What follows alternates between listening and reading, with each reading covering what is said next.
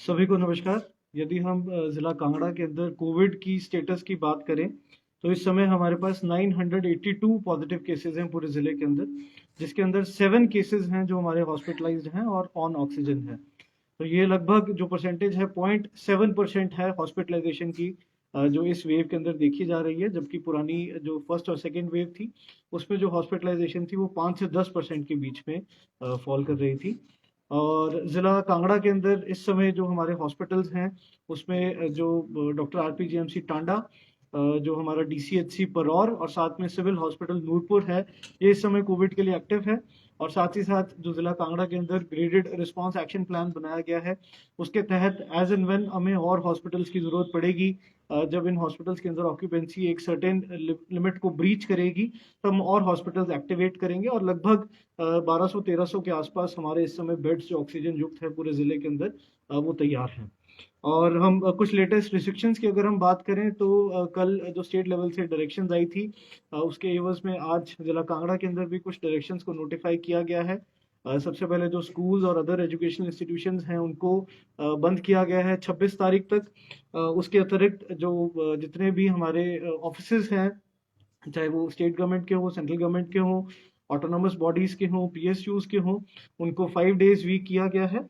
और उसमें भी जो हमारी जो एम्प्लॉय वर्कफोर्स है, उसकी 50% अटेंडेंस के जो आदेश है वो पारित किए गए हैं। इसके अतिरिक्त जो गैदरिंग्स हैं उनके ऊपर भी कैपिंग की गई है।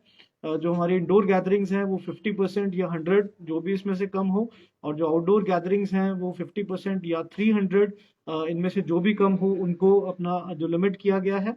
और साथ ही साथ जो इनकी इंटीमेशन है वो कंसर्न एसडीएम को देनी आवश्यक रहेगी, अलॉन्ग विद जो टेंटेटिव जो गैदरिंग का साइज होगा और गेस्ट लिस्ट का। और उसके लिए भी जो हमारा जो पोर्टल है covid.hp.gov.in, इसके ऊपर यदि कोई भी व्यक्ति कोई गैदरिंग ऑर्गेनाइज करना चाहता है तो वो इंटीमेट करेगा। और वो जो ऑर्गेनाइजर है उनके ऊपर रिकमेंड रहेगा कि जो गैदरिंग के नॉर्म्स हैं उनको फॉलो किया जाए। और किसी भी प्रकार की जो लंगर है और कम्युनिटी फीस्ट है, धाम है, वो रिलीजियस इंस्टीट्यूशंस और जो नॉन रिलीजियस प्लेसेस हैं, चाहे गांव में कोई धाम हो, कोई सेलिब्रेटरी धाम हो, उसके ऊपर पूर्ण रूप से प्रतिबंध रहेगा। और जितने भी हमारे ज़िला कांगड़ा के अंदर मार्केट प्लेसेस हैं, उनकी जो टाइमिंग है वो 7 बजे तक निश्चित की गई है। और 7 बजे तक सारी शॉप्स खुल सकती हैं, उसके उपरांत सभी को दुकानें बंद करनी होगी। इसमें एक्सेप्शंस जो केमिस्ट की शॉप हैं, जो ढाबाज हैं, ईटरीज हैं, वो इसके अंदर एक्सेप्शन रहेगी। और पहले भी ये आदेश जारी किए गए हैं डीएम एक्ट के तहत कि 10 से 5 जो है वो पूर्ण रूप से कर्फ्यू जो रहेगा ज़िला कांगड़ा के अंदर। इसके अतिरिक्त एक जो नई चीज़ जो इस बार कर रही है हमने, क्योंकि यहाँ पे जो मार्केट्स हैं वो काफ़ी, उनके जो वीकली क्लोजिंग डेज हैं वो वेरी करते हैं। तो क्योंकि अगर हमें चेन को ब्रेक करना है, तो जो वीकली क्लोजिंग डे है उसको हमने संडे को ही अपना जो है वो पूरे ज़िले के अंदर नोटिफाई किया है। और जो हमारे डिस्ट्रिक्ट इमरजेंसी ऑपरेशन सेंटर है, साथ ही सब division level emergency operation centre है, इनके भी जो नंबर्स हैं उनको वाइडली पब्लिसाइज किया जा रहा है सोशल मीडिया पे भी। और जो एक मैकेनिज्म है, चाहे वो होम आइसोलेशन के पेशेंट्स की केयर का हो, चाहे वो किसी भी प्रकार का जो कोविड पेशेंट्स की केयर का है, उसको ज़िले के अंदर कायम किया गया है। वैक्सीनेशन फ्रंट पे जो हमारा 15 to 18 ईयर्स का एज ग्रुप है, उसमें लगभग 80,000 आज हमारी कवरेज आज तक हो चुकी है। और इसका टारगेट स्टेट द्वारा ये 90 से 92,000 का दिया गया है। इसको जल्द ही हम इस टारगेट को पूरा कर लेंगे। और आज प्रिकॉशनरी डोज भी भारत सरकार के दिशा निर्देशानुसार शुरू की गई है। इसमें वह लोग जो हेल्थ केयर वर्कर्स हैं, फ्रंटलाइन वर्कर्स हैं, more than 60 years of age हैं विद कोमॉर्बिडिटीज, उनको थर्ड डोज अपना लगाने का प्रावधान किया गया है, बशर्ते कि उनकी जो सेकेंड डोज को 9 महीने या 39 वीक्स हो चुके हों। और इसके लिए भी आज पूरे ज़िले के अंदर जो प्रिकॉशनरी डोज है उसकी वैक्सीनेशन को शुरू किया गया। और अब तक लगभग जो हमारे पास रिपोर्ट है, लगभग 2,000 के आसपास जो ऐसे लोग हैं उनको जो प्रिकॉशनरी डोज है वो ज़िले के अंदर लग चुकी है। इसके अतिरिक्त जो पॉजिटिविटी रेट की बात करें, तो पॉजिटिविटी रेट ज़िला कांगड़ा में ज़्यादा चल रहा है, तो इसमें सैम्पलिंग को भी बढ़ावा दिया जा रहा है। और कल से एक विशेष अभियान पूरे ज़िले के अंदर शुरू किया गया है कि जहाँ पे जो हमारे पब्लिक प्लेसेस हैं, चाहे वो बस स्टैंड्स हैं, चाहे वो मार्केट प्लेसेस हैं, चाहे वो टेम्पल्स हैं, जहाँ पे लोग मास्क नहीं पहन रहे हैं, तो उनको एक तो मास्क पहनने के लिए प्रेरित किया जा रहा है, उनको मास्क वितरित किए जा रहे हैं, और साथ ही साथ उनकी भी सैम्पलिंग की जा रही है, तो यदि मैं कल के आंकड़ों की बात करूं तो ऐसे पूरे जिले के अंदर 688 लोगों को रैंडमली सैंपल किया गया था जिन्होंने मास्क नहीं पहना हुआ था, और वो बाय एंड लार्ज एसिम्टोमेटिक लोग थे, बिकॉज वो अपना देवर फ्रीली रोमिंग और अपना सभी टेम्पल्स के अंदर भी विजिट कर रहे थे, बसेस के द्वारा भी आ रहे थे। तो उसके अंदर से भी 45 केसेस हमारे पॉजिटिव निकले हैं रैट में, जो ये सिग्निफाई करता है कि अराउंड 6 से 7% जो पॉजिटिविटी है वो हमारी जनरल पॉपुलेशन के अंदर भी है, जो कि मैं मानता हूँ काफ़ी ज़्यादा है। तो सभी को जो कोविड अप्रोप्रिएट बिहेवियर है, चाहे वो मास्क का प्रयोग हो, चाहे वो सोशल डिस्टेंसिंग हो, चाहे वो हैंड हाइजीन हो, इसका एहतियात बरतने की बहुत आवश्यकता है। क्योंकि जो पॉजिटिविटी रेट जनरल पॉपुलेशन की अगर हम बात करते हैं तो बहुत ज़्यादा चिंताजनक है, 6 से 7%। हर 100 आदमी में से 6 आदमी पॉजिटिव हैं, और किसी को नहीं पता कि वो पॉजिटिव हैं, तो जो संक्रमण फैलाने का खतरा रहता है वो बहुत ज़्यादा रहता है। तो मेरी यही अपील रहेगी कि यदि आपने जो वैक्सीनेशन की 3rd डोज के लिए, प्रिकॉशनरी डोज के लिए आप एलिजिबल हों, तो वो अवश्य लगाएं। ये आपकी इम्यूनिटी को बेहतर करने में ये कारगर होगा। साथ ही साथ जो कोविड अप्रोप्रिएट बिहेवियर है उसका पालन करें, और जो केसेस की ट्रीटमेंट है, चाहे वो होम आइसोलेशन में हो चाहे हॉस्पिटल्स में हो, उसके लिए जो प्रशासन ने कदम उठाने चाहिए वो सारे उठा लिए गए हैं। और उसके लिए ऊपर भी निश्चिंत रहें कि जो जिला कांगड़ा की तैयारी है, यदि केसेस में बढ़ोतरी होती है तो वो तैयारी ठीक है। धन्यवाद सर। बाजारों के अलावा अगर जो सिंगल शॉप होती हैं सभी के लिए आदेश रहेंगे किस तरह से?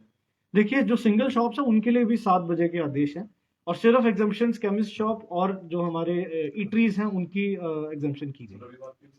रविवार के लिए क्लोजिंग डे रहेगा, जैसे हमारे सारे बंद रहते हैं मार्केट्स, वैसे रविवार को बंद रहेगा। अलग-अलग जगह मार्केट में वो बाजार बंद रखने का प्रावधान जो किया गया होता है। जी, सेम डे, ताकि एक अपना जो यदि हम बात करें तो जो मूवमेंट है वो एट लार्ज कम हो जाए संडे वाले दिन, और हम चेन को ब्रेक करने में थोड़ा सा सक्सीड करें। इस दौरान परिवहन व्यवस्था बंद रहेगी पूरी तरह, सर, सरकारी हो चाहे प्राइवेट? नहीं, परिवहन व्यवस्था पे कोई भी इस समय रोक नहीं है, वो चलती रहेगी। सर, आउटडोर में अगर बात की जा रही है कि आउटडोर में 300 लोग आएंगे, तो उससे सर कहीं ना कहीं संकट हो जाएगा, क्योंकि शादियों की ऑलरेडी सीजन है ही शादियों का, तो 300 लोग आ जाएंगे तो फिर तो गैलरी। देखिए, ये जो गाइडलाइंस हैं आपको भी पता है स्टेट गवर्नमेंट द्वारा दी गई हैं, और स्टेट गवर्नमेंट से आज भी माननीय मुख्यमंत्री महोदय ने इसमें एक वीडियो कॉन्फ्रेंस ली है, और ये इवॉल्विंग गाइडलाइंस है। जैसे जैसे सिचुएशन आएगी वैसे वैसे जो रिस्ट्रिक्शंस हैं और उनको सख्त भी किया जा सकता है। अगर सिचुएशन अंडर कंट्रोल होती है तो और इन गाइडलाइंस को थोड़ा सा रिलैक्स भी किया जा सकता है। तो ये नहीं है कि अगर आज हम 300 की बात कर रहे हैं तो अगले 3-4 दिनों के अंदर केसेस बढ़ते हैं तो ये आंकड़ा 300 ही रहेगा। सर, मास्क को लेकर स्ट्रिक्टनेस प्रशासन की तरफ से बड़ी कम दिख रही है, इसको लेकर क्या क्या आपके? देखिए, मास्क को लेके सबसे पहले तो हम लोग रेगुलरली अपील कर रहे हैं, चाहे आपके माध्यम से कर रहे हैं, चाहे सोशल मीडिया के माध्यम से कर रहे हैं। तो इसमें सबसे पहले तो अगर हम मास्क खुद पहनेंगे तो हमारा बचाव रहेगा। और दूसरी चीज अगर आपने कही तो इसके अंदर 2 तरह से हम लोग डिस्ट्रिक्ट के अंदर कर रहे हैं। एक तो चलानिंग भी जोर दिया गया है, और पिछले भी कल अगर मैं बात करूं तो 100 से ऊपर चलान ऐसे लोगों के किए गए हैं जिन्होंने मास्क नहीं पहना हुआ था। और एक ऐसे विशेष अभियान, जैसे कि मैंने बताया कि जो हमारे सार्वजनिक स्थान है या जहाँ पे लोग नहीं मास्क पहन रहे हैं, वहाँ पे विशेष अभियानों के माध्यम से उनके लोगों की टेस्टिंग हम लोग कर रहे हैं, क्योंकि चलानिंग से भी थोड़ा सा ऐसा एक रोष पैदा होता है। तो उन लोगों की टेस्टिंग कर रहे हैं, उनको मास्क पहनने के लिए प्रोत्साहित कर रहे हैं और मास्क वितरित भी कर रहे हैं। सर, बढ़ते मामलों को लेकर धर्मशाला कोविड केयर सेंटर दोबारा से शुरू हो सकता है? देखिए, जैसे मैंने आपको पहले बताया कि इस बार हमने पूरे जिले को 3 जोन्स में बांटा है, और हर जोन में इस समय हमारा जोन 1 जो नूरपुर वाला इलाका है उसके अंदर सिविल हॉस्पिटल नूरपुर एक्टिव है एज अ कोविड फैसिलिटी। हमारा जो जोन 2 है, मिडिल जोन है, वहाँ पे टांडा इस समय एक्टिव है, और जो हमारा जोन 3 है उसके अंदर परौर हमारा इस समय एक्टिव है। और हमने हर जोन के अंदर और हॉस्पिटल आइडेंटिफाई किए हैं। जैसे जोन 1 के अंदर हमारा जो सिविल हॉस्पिटल देहरा इस बार एक्टिवेट करेंगे यदि केसेस बढ़ते हैं, सिविल हॉस्पिटल ज्वाली एक्टिवेट करेंगे।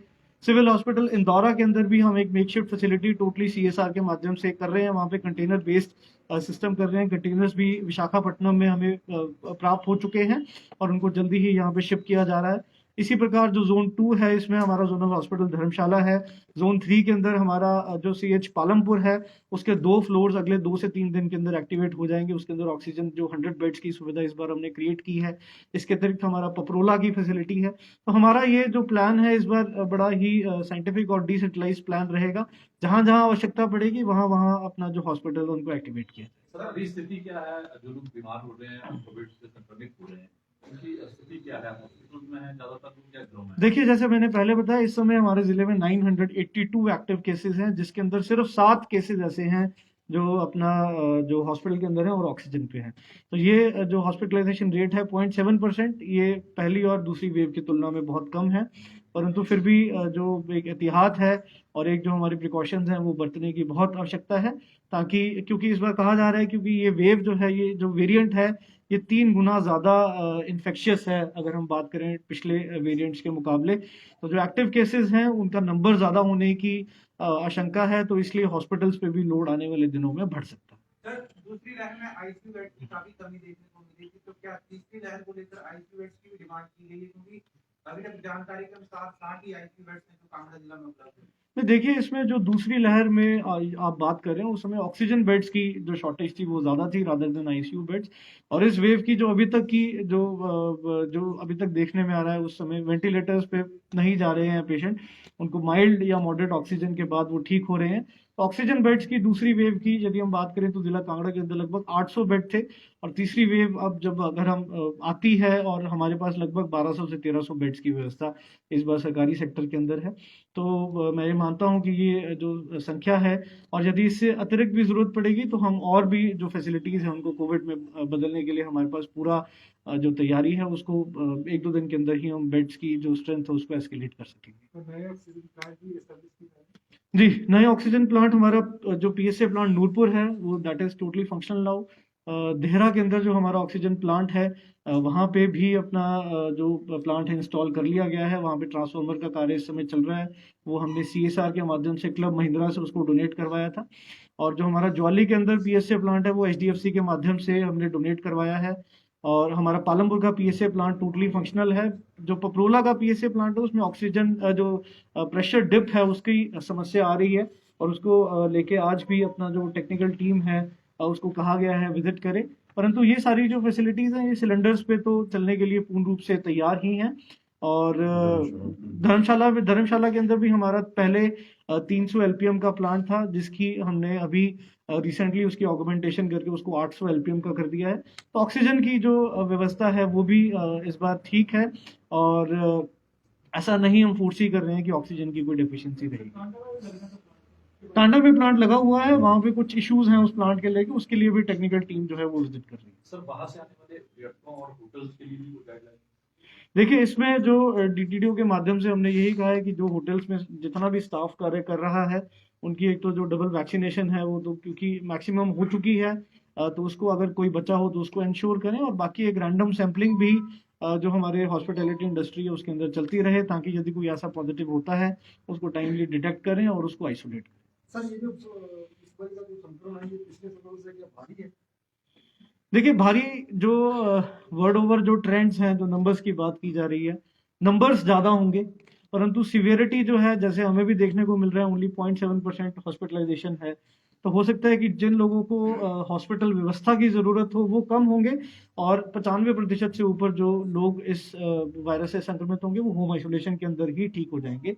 और एक बात मैं बताना भूल गया, इसमें लेटेस्ट गाइडलाइंस होम आइसोलेशन की भी भारत सरकार की तरफ से आई हैं, जिसमें पहले 10 दिन की रिकवरी होती थी, अब 7 दिन उसको कर दिया है। तो जब कोई पॉजिटिव आया है उसे 7 दिन के भीतर और लास्ट के 3 दिन के अंदर यदि उसको कोई सिम्टम्स नहीं होते हैं तो उसको रिकवर्ड माना जाता है और उसको कोई भी टेस्ट की आवश्यकता नहीं रहती। सर, डबल वैक्सीनेशन का क्या इम्पैक्ट रहेगा? देखिए, डबल वैक्सीनेशन का जो शुरू से बात कही जा रही है कि जो इसमें सिवियरिटी है जो वायरस की, जो इन्फेक्शन की, और जो हॉस्पिटलाइजेशन के चांसेस हैं उसको जो डबल वैक्सीनेशन है वो कम करेगी। और परंतु जो इन्फेक्शन, क्योंकि जो अभी गवर्नमेंट ऑफ इंडिया ने भी जो वेरियस रिसर्च और काफ़ी शोध के बाद पाया है कि जो डबल वैक्सीनेशन की जो एक इम्यूनिटी इफेक्टिव रहती है वो 9 महीने तक इफेक्टिव रहती है। तभी जो एक थर्ड डोज, प्रिकॉशनरी डोज की बात कही गई है वो शुरू किया गया है। तो 9 महीनों के बाद जो हमारे जिन लोगों को सेकेंड डोज लग चुकी है तो उनकी भी इम्यूनिटी लेवल्स थोड़े से फॉल कर जाते हैं, तो उसको ही बढ़ाने के लिए प्रिकॉशनरी डोज। तो क्या हर 9 महीने बाद वैक्सीनेशन चलेगा? देखिए, ये तो अब कह पाना बहुत इस समय मुश्किल है, क्योंकि हर एपिडेमिक का अपना एक एवोल्यूशन होता है, और जिस प्रकार से वायरस बिहेव कर रहा है वो बहुत ही अनप्रिडिक्टेबल है। नॉर्मली 2 साल के अंदर एक एपिडेमिक जो हम ट्रेडिशनली मेडिसिन में पढ़ते हैं वो डाई डाउन कर जाता है, परंतु आज 1.25 साल होने को आए हैं और अभी भी हम लोग एक जो संभावित थर्ड वेव है उसकी और अग्रसर हैं। तो इस समय प्रिडिक्ट करना कि हर 9 महीने के बाद वैक्सीन लगनी है कि नहीं लगनी, ये इस समय थोड़ा सा कठिन होगा। सर ट्रैवलिंग में तो 50% ऑक्यूपेंसी को जारी किया गया। नहीं, अभी कोई ऐसे आदेश एड की तरफ से नहीं है। सर मकर संक्रांति पर क्या कार्यक्रम देगा? मकर संक्रांति पे जी हमारा जो जितने भी हमने डिस्ट्रिक्ट लेवल फेयर्स हैं, चाहे जितने भी कॉन्ग्रीगेशन हैं, उन सब पे रोक लगा दी है। सभी एसडीएम्स को निर्देश दे दिए गए हैं कि कोई ऐसी लार्ज कॉन्ग्रीगेशन है उनको नहीं होना चाहिए। तो ये रहेंगे आगामी कुछ दिन। Status of Omicron cases? Omicron का देखिए, इसमें जब ये आप क्योंकि जो नंबर ऑफ केसेस बढ़ रहे हैं और जिस स्पीड के साथ केसेस बढ़ रहे हैं, तो ये वेव प्राइमरीली ओमिक्रॉन वेव ही है। और गवर्नमेंट ऑफ इंडिया ने भी जो हम सैंपल्स भेज रहे थे जीनोमिक सीक्वेंसिंग के लिए, उसको लेना बंद कर दिया है कि अब जो जीनोमिक सीक्वेंसेस हैं ओमिक्रॉन वर्सेस डेल्टा, उसकी कोई आवश्यकता नहीं है। और क्योंकि जो ये प्राइमरीली कोई भी वेरिएंट हो, उसका जो ट्रीटमेंट है और जो कंटेनमेंट है, उसके प्रिंसिपल्स, उसके सिद्धांत सेम है। तो इस समय डिस्टिंक्शन करने की कितने केसेस ओमिक्रॉन की वजह से ये कह पाना मुश्किल है। Thank you.